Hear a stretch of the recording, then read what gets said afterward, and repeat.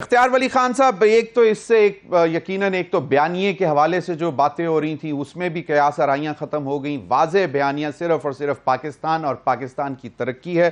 اور دوسرا یہ جو اس پہ بھی شک و شبہات کا اظہار کیا جا رہا تھا کہ جی 21 اکتوبر کو آئیں گے کہ نہیں آئیں گے، اس میں بھی انہوں نے واضح طور پر آج بتا دیا، اور اسی وجہ سے آپ کی لیڈرشپ جو ہے وہ واپس پاکستان بھی پہنچ رہی ہے. تو اب آپ کنونسڈ ہیں کہ اب اس میں ہمیں اس پر مزید کوئی بحث کرنے کی ضرورت تو نہیں ہے نا کہ وہ آئیں گے کہ نہیں آئیں گے اور بیانیہ کیا ہوگا؟ تھینک یو ویری مچ ضمیر بھائی. سب سے پہلے تو میں آپ کو یہ بتا دوں کہ ہم تو پہلے بھی کہہ چکے تھے کہ یہ اعلان جو آج میاں شہباز شریف صاحب نے کیا، یہ پہلے بھی انہوں نے ہی کیا تھا، اور ہمیں اس دن سے ہی پتا تھا کہ جب پارٹی کا صدر ایک اعلان کرتا ہے تو اس سے پھر بیک آؤٹ نہیں کیا جاتا. اعلان یہی تھا اور انہوں نے 21 اکتوبر کو ہی آنا تھا. جہاں تک بات آپ کر رہے ہیں، میاں نواز شریف صاحب جو ہمارے قائد بھی ہیں، رہبر بھی ہیں، ان کی واپسی کا، اور پھر پاکستان میں جو نیا الیکشن ہے اس میں ان کا جو کلیدی کردار ہوگا، اپنی کیمپین وہ خود لیڈ کریں گے، اپنی پارٹی کی، اپنی جماعت کی. جو بھی صورتحال ہوتی ہے، قانون کے آگے جو بھی معاملات آتے ہیں، اس کو ہم نے پہلے بھی سرنڈر کیا ہے، اب بھی سرنڈر کریں گے، اس کو فیس کریں گے. بیانیہ کی بات یہ ہے کہ دیکھیں، بیانیہ ایسے لوگ بناتے ہیں نا کہ جن کی جماعت نہیں ہو، ایسے لوگ جو نئے شعبدہ بازی کے لیے آئے ہوئے ہوں، انہوں نے کوئی سرکس لگانا ہو. مسلم لیگ نون کو کبھی کوئی بیانیہ بنانے کی ضرورت نہیں ہے. مسلم لیگ نون کی تاریخ آپ دیکھیں، اٹھا کر دیکھ لیں. اگر پنجاب میں میاں نواز شریف صاحب جب وزیر اعلیٰ تھے اس سے آپ شروع کرتے ہیں، یا آپ 90 میں جب وہ وزیر اعظم بنے تھے پہلی دفعہ اس ملک کے، وہاں سے شروع کرتے ہیں، تو آپ کو ان کی ترقی کا ایک سفر ملے گا. ایک لمبی لائن ہے، ایک لمبی سڑک ہے جس پہ آپ دیکھ سکتے ہیں، جس میں موٹر ویز ہے، بجلی ہے، گوادر پورٹ ہے، ہاسپٹلز ہیں، کارخانے ہیں، انڈسٹریلائزیشن ہے پاکستان کی. مطلب یلو کیپ سکیمز دیکھ لیں، نیو ٹرانسپورٹ وہ اپنا سسٹم دیکھ لیں، بلٹ ٹرین، یہ میٹرو بسز دیکھ لیں، اورنج لائن ٹرین دیکھیں، یہ ساری چیزیں. پھر لیپ ٹاپ سکیم. تو پاکستان کی انفراسٹرکچر میں جو مسلم لیگ نون کی کنٹریبیوشن ہے وہ بہت بڑی ہے اور بڑی واضح ہے. تو مسلم لیگ نون کوئی ایسی جماعت نہیں ہے کہ جس کو کسی نئے الیکشن میں جانے کے لیے اس کو نیا بیانیہ بنانا پڑے گا، بلکہ اپنے پرانے بیانیے کو اٹھا کر نئے حالات کے مطابق ڈال کر وہ اناؤنس کریں گے. اور انشاءاللہ ہمارا بیانیہ کبھی نہ پہلے ہم نے بات کہی ہے. یہ تو 2018 کے جو الیکشن تھے، یہ کامران مرتضیٰ صاحب بیٹھے ہیں، اتفاق کریں گے. ہم تو اس قائل نہیں تھے، جو آر ٹی ایس بٹھا کے جو رزلٹ آیا تھا، ہم اس اسمبلی میں بیٹھنے کے لیے تیار ہی نہیں تھے، لیکن پیپلز پارٹی نے مجبور کر کے ہمیں اس طرف وہ لے گئے تھے اور ہم اس میں بیٹھ گئے. ادروائز ہم تو 2018 کا الیکشن اپنے بیانیے کیا، ہم اپنی کارکردگی اور اپنی کنٹریبیوشن پہ اور اپنی ڈیلیورنس پہ جیت چکے تھے. اور انشاءاللہ اگلا الیکشن جو 2024 کا ہے، انشاءاللہ وہ بھی ہم جیت کے دکھائیں گے.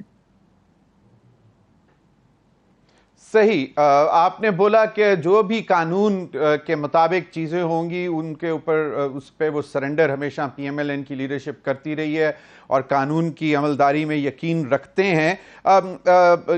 بالکل صحیح فرمایا اختیار ولی خان صاحب، لیکن ایز وی اسپیک وہ وانٹیڈ ہیں ہماری عدالتوں میں، اور ان کو ایک طرح سے مفرور بھی قرار دیا جا چکا ہوا ہے. اس سچویشن میں لیڈرشپ تیار ہے کہ کم وٹ میں بالکل وہ فیس کریں گے آ کے عدالتوں کو؟ دیکھیں، میں آپ کو ایک بات بتاتا ہوں. وہ انہوں نے اس وقت گرفتاری دی تھی جب الیکشن ہو رہا تھا، اپنی بیٹی کا ہاتھ پکڑ کر آئے تھے. پوری دنیا جانتی تھی اس وقت کہ نواز شریف پر جو کیس بنا ہے وہ غلط ہے، وہ ناجائز ہے. وہ اس وقت ہمارا بیانیہ 13 جولائی 2018 کا واقعہ آپ بتا رہے ہیں ہمیں. بالکل جی چلیں. بالکل، میں 13 جولائی 2018 کی بات کر رہا ہوں. میں ذرا ہم اس وقت ایک منٹ میں بات کمپلیٹ کر کے پھر آپ بھلے آپ چلے جائیے ان کی طرف، کامران بھائی کی طرف. 13 جولائی 2018 کو جب وہ آئے تھے، 25 جولائی کو الیکشن ہو رہا تھا، انہوں نے سرنڈر کیا، انہوں نے گرفتاری دے دی، اور ساری دنیا، سارے لوگ جانتے تھے کہ نواز شریف کے ساتھ ان کے ساتھ پاناما میں زیادتی ہوئی ہے، اقامہ پہ ان کے ساتھ، مطلب ان کے ساتھ جو ہوا تھا بالکل ایسا تھا کہ اب میں آپ کو بول دوں کہ ضمیر صاحب آپ کے شو میں آپ کو بتا دوں کہ آپ پہ بھیس چوری کا الزام لگ گیا ہے، خدا نخواستہ آپ کیا سمجھیں گے؟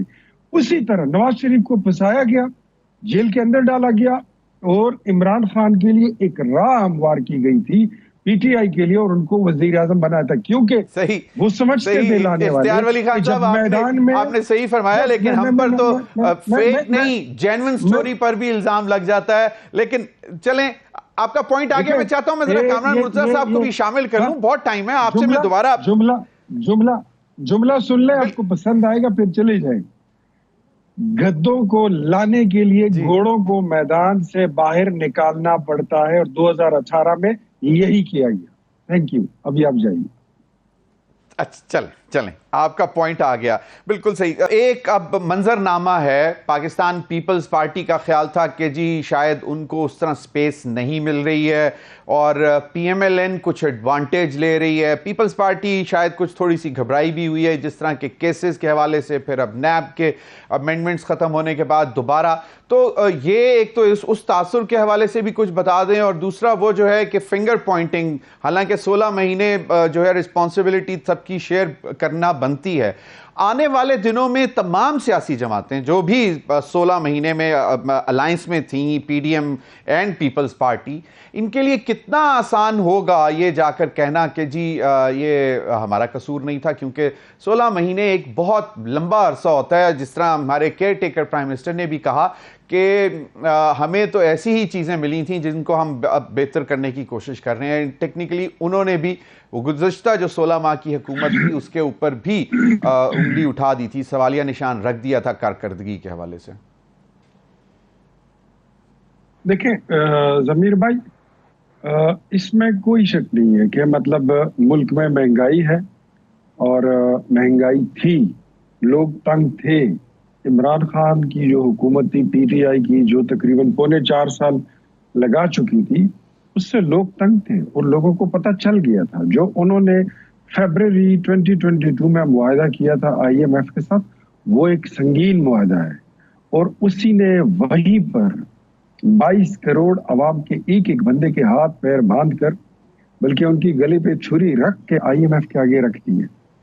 آپ نے دیکھا کہ آپ کے اسٹیٹ بینک آف پاکستان سے پاکستان کا لفظ بھی کٹ گیا ہے. آپ کی جتنے ایسٹس ہیں ملک کے بڑے بڑے، موٹر ویز، ایئرپورٹس، وہ سارے گروی رکھ چکے تھے. وہ آئی ایم ایف کے ساتھ پیٹرول کا ریٹ اس میں 265-70 روپے کا وہ ریٹ طے کر چکے تھے. وہ بجلی کا یونٹ 50-60 روپے لکھ چکے تھے، وہ ان کے ساتھ سارا ایگریمنٹ کر گئے تھے. اور اس کے بعد یہ حکومت لینا، اب کامران مرتضیٰ صاحب اس بات کی آپ ان سے پوچھ لیں، یہ تصدیق کریں گے، طے یہ ہوا تھا کہ عمران خان کو ایسے ہی رخصت کرنا چاہیے کہ اسمبلی ٹوٹے اور الیکشن میں جائیں. لیکن پیپلز پارٹی اس وقت عدم اعتماد پر اڑ گئی، وہ عدم اعتماد لے آئے.